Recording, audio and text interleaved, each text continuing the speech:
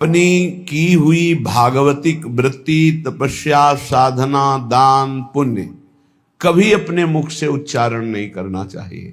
दूसरा प्रशंसा करे तो कानों में अंगुली दे देनी चाहिए, नहीं सुनना चाहिए, नहीं सुकृत नष्ट हो जाते हैं। साधन का जो फल है वो आपको फिर नहीं प्राप्त होगा।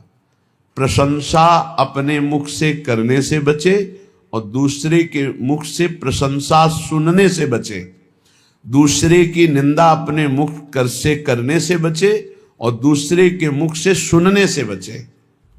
अपनी निंदा आनंद पूर्वक सुने, अपनी निंदा करने वाले का सम्मान करे, अपनी प्रशंसा स्वयं ना करे, दूसरा जो अपनी प्रशंसा करे उसका सम्मान ना करे। ये भागवतिक सिद्धांत बहुत उल्टा है, इसे जल्दी सांसारिक प्राणी नहीं समझ पाते। सांसारिक प्राणी जो हमारे अनुकूल चले, प्रशंसा करे, हम उसको आदर देंगे, लेकिन भगवत भक्त ऐसा नहीं करेगा। अनुकूल चलने वालों के प्रति, प्रशंसा करने वालों के प्रति, प्रणाम नमस्कार करने वालों के प्रति उदासीन वृत्ति रहती है।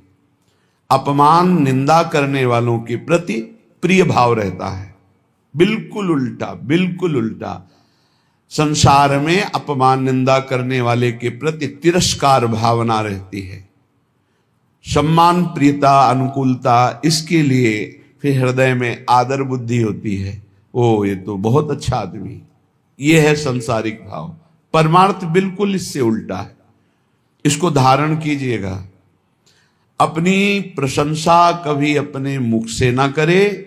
अपनी प्रशंसा जब कोई कर रहा हो दूसरा, तो कान में अंगुली दे दे, सुने ना। दूसरे की निंदा कभी अपने मुख से ना करे। कोई दूसरा कर रहा हो तो कान में अंगुली दे दे। अपनी जब कोई निंदा कर रहा हो तो प्यार भरकर सुनना चाहिए। कैसा लगता है? अपनी जब कोई निंदा कर रहा हो और हम प्रियता में भरकर सुने, भगवान की कितनी कृपा है, आज मुझे सहनशील बनाने के लिए कैसा सुंदर प्रयोग कर रहे हैं। हम मुस्कुराकर अपनी निंदा सुने, अपनी निंदा करने वाले का आदर करें, तब हमारे जो सुकृत होंगे वो प्रियालाल कृपा करके सार्थक कर देंगे।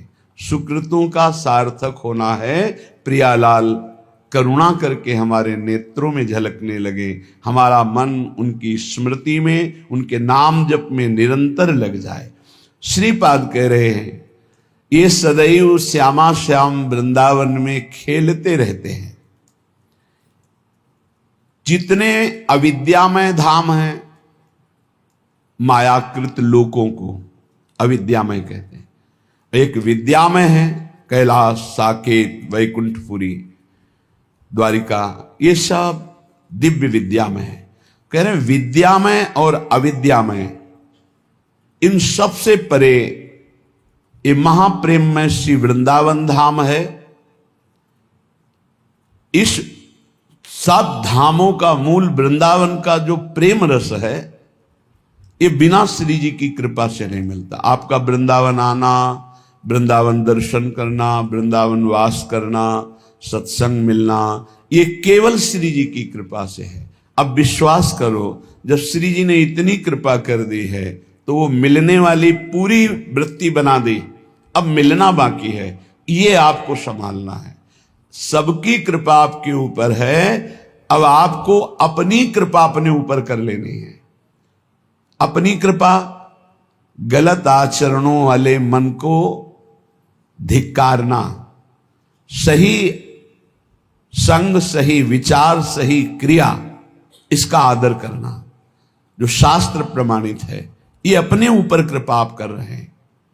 भगवान नाम जप करना, भगवान लीला गुणानुवाद, भगवत भक्तों के चरित्र, भगवत भक्तों का संग, दूसरों की परोपकार भावना, परहित भावना, इसका आदर करो।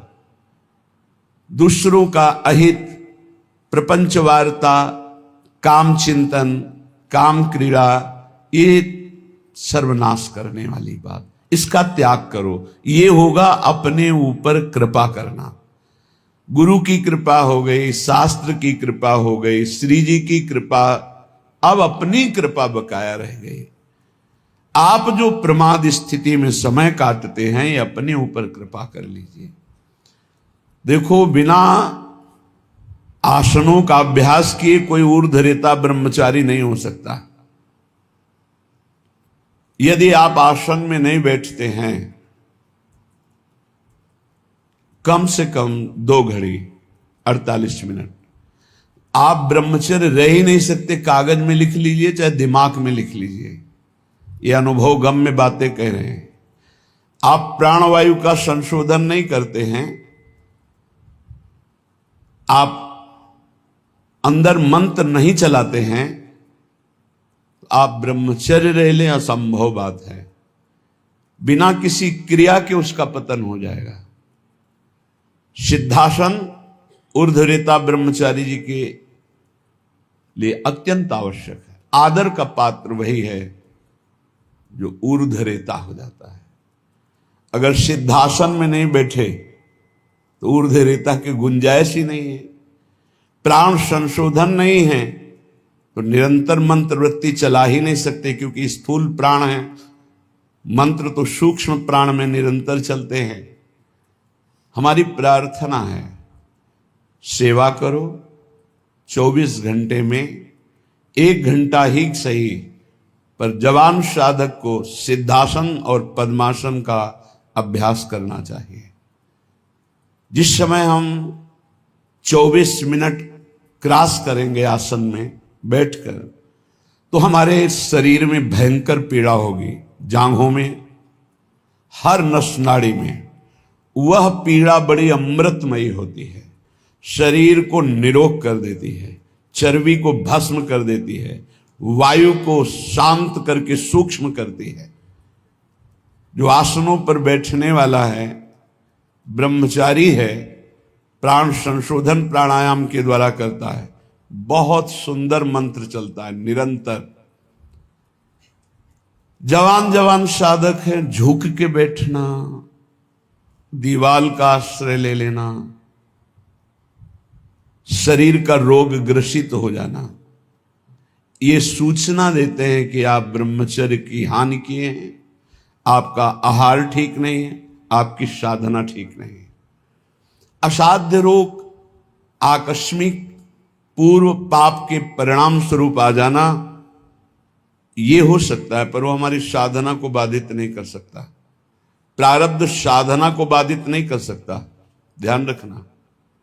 प्रारब्ध आया है, उसको भोगेंगे, साधना यथावत चलनी चाहिए, साधना में फर्क नहीं पड़ना चाहिए, तब भगवदानंद की प्राप्ति होती। इसीलिए कह रहे हैं हमारे ऊपर सब कृपा है, केवल अपनी कृपा करने की जरूरत है।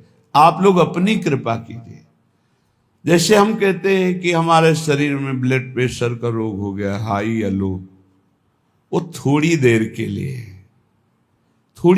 लिए हमको शिथिल कर सकता है, लेकिन नहीं, वो हमारे साधन को नष्ट नहीं कर सकता, वो हमारे साधन को नहीं। हम सम में हैं, ब्लड प्रेशर हाई या लो विषम में है, कोई फर्क नहीं पड़ता।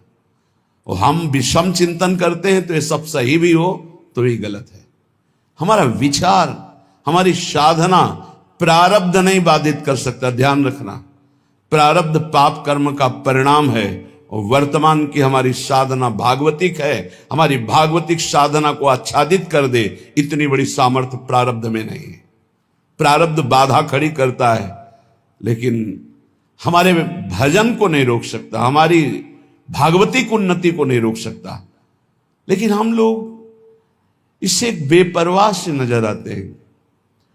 धिक्कार है उस शिष्य को जब गुरु को आज्ञा देने में सोच करना पड़े, पता नहीं मानेगा कि नहीं मानेगा। इसीलिए परमार्थ की दिव्यता प्रकाशित नहीं हो रही। जीना, समय काटना, गुरु कृपा से कल्याण हो जाना, ये सब हो जाएगा, इस पे कोई चिंता की बात नहीं। लेकिन जीते दी अध्यात्म की भूमिकाओं पे विचरण करना, ये अपने ऊपर कृपा करना है। प्यारे, ये बहुत कीमती शरीर है, आपका कल्याण तो निश्चित है, लेकिन यदि आप यहां हजारों का कल्याण करके नहीं गए तो आपका साधु वेश धारण करना किस काम का? अपने कल्याण के लिए तो कोई खास बात नहीं। हमारी साधना अपने कल्याण के लिए नहीं होती, ध्यान रखना। हमारा कल्याण तो जिस दिन हम गुरु की शरण में हुए उसी दिन हो गया। अब हम साधना करते हैं इस जगत मंगल के लिए। साधु का पूरा जीवन परोपकार के लिए होता है, परहित के लिए होता है, दूसरों के दुखों का नाश करने के लिए होता है। रात दिन भजन करके फिर संकल्प बनता सर्वे भवन्तु सुखिना सर्वे सन्तु निरामया। इसलिए पूरा जगत उसे नमस्कार करता है। आप सबसे प्रार्थना है इस नाशवान मलमूत्र बनाने वाले शरीर को प्रिय मानकर केवल खान पान विश्राम शयन इसी में काटते रहोगे, जीवन रंग नहीं लाएगा। रंग लाने के लिए गुरु आज्ञा की कसौटी में कसना होगा, तब आप प्रियालाल की सेवा के आभूषण बनेंगे, तब आप प्रियालाल के श्रृंगार सेवा में आएंगे। बिना कसौटी में कसे, बिना आग में तपे निर्विकार नहीं होता। एक बार हिम्मत करो, तुम शरीर नहीं हो, ये शरीर छूटेगा, तुम्हें दिव्यता प्राप्त करनी है। दिव्य पार्थिव शरीर की आसक्ति वाला नहीं अनुभव कर सकता, इससे ऊपर उठो। बहुत घटिया सोच है यदि ये सोच बनी रहे कि मुझे अच्छा खाने को मिले, अच्छा सोने को मिले, अच्छा रहने को मिले, बहुत घटिया सोच है। रात के 12:30 बजे जग गए, अपनी दिनचर्या में लगे, 10:30 बजे तक लगे रहेंगे, फिर जाके ये हम इसलिए कह रहे हैं कि आप स्वस्थ हैं और आप कमाई नहीं कर पा रहे, चाहे गृहस्थ हो या विरक्त। अरे मरना है यार, जाना है यहां से, अच्छी नाम की कमाई कर लो, अच्छी अध्यात्म की उन्नति कर लो, लाखों का कल्याण कर दोगे। सातरति सातरति सा लोकाम तारयति। हमारा जन्म दूसरों का मंगल करने के लिए हुआ है। आप विश्वास कीजिए, बहुत घाटे का सौदा हो रहा है, बहुत घाटे का। किसको चढ़ाएं, किसको उत्तम रीति में पहुंचाएं, जब तक हमारी आज्ञा पर तुम बलिदान होना नहीं चाहोगे तब तक नहीं बन सकता। पंच प्यारों की रचना जानते हो कैसे हुई थी? हमें तुम्हारा रक्त चाहिए, तुम्हारी गर्दन चाहिए, खड़े हो सभा में कौन? तो एक खड़े हुए, अंदर गए और ऐसे रक्त की धारा चल पड़ी। अब दूसरा कोई खड़ा हो, 5 केवल खड़े हुए थे लाखों की सभा में। फिर 5 को निकाल के लाए, क्योंकि काटा नहीं था, वहां केवल लीला की थी, अन्य रक्त की लीला केवल हुई थी, वहां किसी की हिंसा नहीं हुई थी। सब आश्चर्यचकित हो गए। ये हैं 5 और एक एक से इतनी सामर्थ्य भर दूंगा कि 1.25 लाख को एक परास्त कर देगा। परम पूज्य श्री गुरु गोविंद सिंह के वचन। एक को 1.25 लाख परास्त करने वाली सामर्थ्य तैयार करो, क्यों? प्राणों को बलिदान कर दिया। नारायण अति कठिन है हरि मिलन की बाट, या में पग पीछे धरे प्रथम शीश रे काट। चाहे गृहस्थ हो चाहे विरक्त, दिव्यानुभूति के लिए तुम्हारा मानव शरीर मिला है, पार्थिव भोगों के लिए नहीं। पर इसमें आपको अपनी कृपा करनी बकाया रह गई। सब कृपा आपके ऊपर है, आप अपनी कृपा कर ले। बस इसमें हमें सब घाटा नजर आ रहा है। गुरु कृपा, धाम कृपा, इष्ट कृपा, शास्त्र कृपा। गुरु लाखों ने बनाया, लेकिन गुरु की बात मानने वाला कोई बिरला ही है। ऐसा नहीं कि नहीं है, पर वो इतने में अंगुली में गिने जाएं। तो एक साधु जब साधना करता है तो प्रांत के प्रांत को पावन कर देता है, और सैकड़ों साधु जहां भजन करे तो राष्ट्र को पावन करने की सामर्थ्य रखते हैं। इसलिए जगो, मोह निद्रा से जगो। तुम मानव नहीं हो, तुम भगवान की दिव्य अंश हो। तुम्हारा जन्म ही हुआ है दिव्यता के लिए, पशुता के लिए तो अन्य योनियां है। निद्रा भय आहार मैथुन ये पशुता है, इसके लिए अन्य योनियां हैं। तुम दिव्य नारायण स्वरूप हो, हरि स्वरूप हो, अपने स्वरूप की तरफ बढ़ो। ये सब छोड़ो, ये आंतरिक वृत्ति को सुधारो भाई। खान पान विश्राम ये कुछ नहीं है, कुछ नहीं है। पूरा जीवन खाते खाते मर जाओगे, फिर भी रसेंद्री तृप्त नहीं होगी। भोगते भोगते मर जाओ पर जनेंद्री तृप्त नहीं होगी। देखते देखते मर जाओ पर नेत्रेंद्री तृप्त नहीं होगी। ये कैसा झूठा नाटक। इस नाटक का पर्दाफाश करने के लिए तुम जन्मे हो, अपने हृदय के नाटक का पर्दाफाश करने के लिए। यही सुकृत है, यही तप है, और ऐसे हृदय वालों का आकर्षण श्री प्रियालाल करते हैं।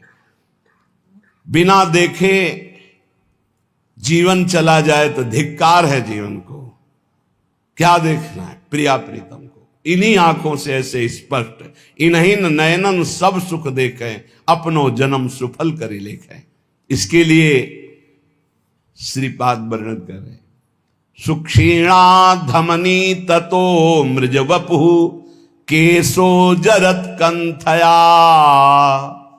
कौपीनेन चचीर खंडक कृते नाढ्योति सौम्याकृति तूष्णीका सकला धमाधम इवात्यंतम विदूरे चरन श्री राधा पद दास्य लीन हृदयो वृंदावने श्याम कृति।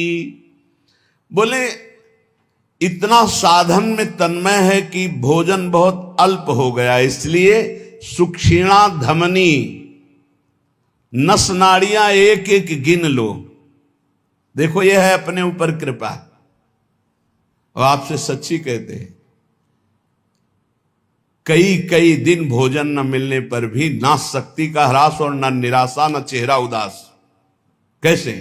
साधन बल। आसनों में बैठने वाला, प्राणों का संयमन करने वाला कभी भी तेज रहित नहीं हो सकता, उत्साह रहित नहीं हो सकता, क्योंकि उसके पास बहुत बड़ी सामर्थ्य है। भजन, ब्रह्मचर्य, आसन, प्राणायाम, बहुत बड़ी सामर्थ्य, बहुत बड़ी किसी भी संप्रदाय का हो, यह अत्यंत आवश्यक है, अत्यंत आवश्यक है। कोई सुन नहीं रहा। ये अपने ऊपर कृपाए राग त्यागी वैरागी कहलाने वाले आप हैं, परमार्थ के पथिक हैं। सुक्षीणा धमनी ततो मृज वपुः केशो जरत कंथया। शरीर की एक एक नस नाड़ी गिन ली जाए ऐसी, क्योंकि अल्पाहार। पूज्यपाद उड़िया बाबा, पूज्यपाद मग्नानंद सरस्वती जी महाराज, श्री स्वामी अनंग बोधाश्रम जी, रोटी राम बाबा, एक सितवा बाबा, ऐसे ऐसे सिद्ध महापुरुष। एक दिन सितवा बाबा जा रहे थे तो गांव में पहले शौच बाहर जाया जाता था, तो एक लोटे में 3 माताएं शौच। उनमें से एक ने कहा कि तुम्हें कितना? तो बोले 2-3 चुल्लू। बोले हाथ तो साफ नहीं हुआ होगा। बोले आटा लगाना है, साफ ही हो जाएगा उसमें। विनोद में उसने कहा आटा लगाने में तो साफ ही हो जाए। उसी समय सितुआ ने संकल्प लिया, जीवन कभी रोटी नहीं खाऊंगा। तो अन्न भुंजवा लेते और वो से इतना ऐसा, वो बड़े सिद्ध महापुरुष हुए। रोटी राम बाबा जिस समय प्रधानमंत्री इंदिरा गांधी थी, ये दर्शन करने जाया करती थी, जिससे देवराहा बाबा के से बड़े सिद्ध महापुरुष रोटी राम। बस हाथ में ऐसे रोटी ले ली, बस उसी को पास, बस। ये 56 प्रकार के भोग प्रियालाल पावे। देखो स्वामी जी उत्तम भोग लगाए, मोर मरकट को सेवे। ऐसे प्रसाद बिहारी जी का ले लेते हो सब। आप चना पाके, हे भाई कमाने आए हो, लक्ष्य पे तीर एकदम अमोघ बाण की तरह जाना चाहिए। यही समय कमाने का, यही समय कमाने का, यही समय गंवाने का है।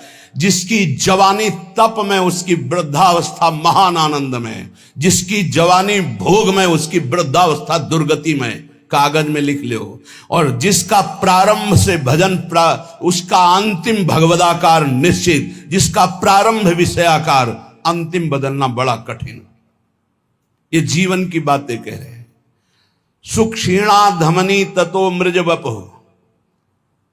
कैसे तुम्हें बताएं? लक्ष्य ही नहीं है तो कैसे बताएं? लक्ष्य जब बन जाएगा तो नहीं खान पान ते भावे है, नहीं कोमल वसन सुहावे है, सब विषय लगे ते खाला है, हरियासिक का मग न्यारा है। हलवा और गुलाब जामुन पाने वाले लाखों हो सकते हैं, लेकिन प्रियालाल के लिए आंसू बहाने वाले दो कहो हरिवंश रस बिरलो समझनहार, एक दो ही जो पाइए खोजी सब संसार। सत्य सत्य परम सत्य बात कह रहा हूं। परम कसौटी कस के अपने आप को झोंक दो तपस्या में, अभी आगे प्रियालाल मिल जाएंगे। दिव्य अनुभूतियां, बिना गुरु की आज्ञा पर चले दिव्य अनुभूतियां नहीं हो सकती। एक खा पी के मोबाइल से गंदी बातें देख के समय काट लो, प्रिया प्रीतम की दिव्य लीला देखने का अधिकार नहीं प्राप्त कर पाओगे, मान लो। और एक बार चढ़ाई पे चढ़ जाओ तो सब खत्म हो गया। साधन काल में एक कवलन पूज्य पादुड़िया बाबा सिद्धावस्था में 70 घरों में एक दिन में भिक्षा पाने जाते थे। एक दिन में 70 घरों में अगर एक एक कवल पाते होंगे तो 70 कवल पाते। समझ लीजिए आप, एक बार चढ़ाई पे चढ़ जाओ, खेल हो गया, भगवत साक्षात्कार हो गया। अब क्या, अब तो बादशाह हो गए, घूमो आनंद मगन घूमो, कोई परास्त नहीं कर सकता। पर चढ़ाई ही नहीं चढ़ रहे। बिना विजयी हुए कोई सम्राट नहीं बनता। संतों को बादशाह का बादशाह कहा गया है। चाह मिटी चिंता मिटी मनुआ बेपरवाह, जिनको कछु न चाहिए वो साहन के साह। देखो तुम गुलाम हो या शहंशाह हो। बड़ी विचित्र दुर्दशा है, बड़ी विचित्र दुर्दशा। ए भाई जगो। सुक्षीणा धमनी ततो मृज वपुः केशो जरत कंथया। कभी एक मिनट जीवन में किसी के पास बैठ करके वार्ता करने की कभी रुचि नहीं रही, वार्ता करने की रुचि। यहां वृंदावन तक में ये बलराम ब्रजवासी जब मिलने आते थे तो सबसे ऊपर छत में पद्मासन लगाए बैठे। कभी जब दृष्टि खुलती तो देखते हाथ जोड़े खड़ा है, ए बाबा कुछ पाया है कि नहीं, ये ले ले प्रसाद, पा लेना। हाँ ठीक है भैया, रख दो और आप जाओ। कभी विश्वास कीजिए, प्रपंच वार्ता हंसी मजाक मिलना जुलना, आग लगाओ अंदर। ये दूसरे के समझाने से नहीं होता है, खुद की आग से होता है। नई अवस्था है आपकी, या परमार्थ में चल रहे हो, चाहे गृहस्थ हो चाहे विरक्त हो। ये पेट बढ़ने का मतलब है साधन विहीन जीवन कर लेना। सिद्ध पुरुषों के पेट बढ़े तो आनंद तोंद है, आनंद उनकी कोई बात नहीं। अभी कुछ देखा ही नहीं है और बढ़ने लगा चर्बी और मांस और ये सब, बिल्कुल नहीं, बिल्कुल नहीं। 18 से 48 तक घोर तप में जीवन, फिर आगे जो सिद्धावस्था आ जाएगी आप खुद देख लोगे कैसी आनंदमयी वृत्ति होती। हमारी प्रार्थना मान लो आप सेवा में रत रहें, लेकिन निरंतर चतुराशी जी नाम जब मंत्र जब चलता हुआ, और जब समय मिले फौरन आसनों पे बैठ जाओ। 2 घंटे 3 घंटे विश्राम, बस आसनों पे बैठ करके ही अपना समय व्यतीत करो। जवान हो, ब्रह्मचारी हो, भगवत मार्ग के पथिक हो।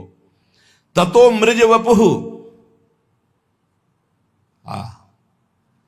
कभी शरीर में साबुन तेल सांसारिक वस्तुएं इनका प्रयोग मत करो, वैसे प्राय नहीं करते, मत प्रयोग करो।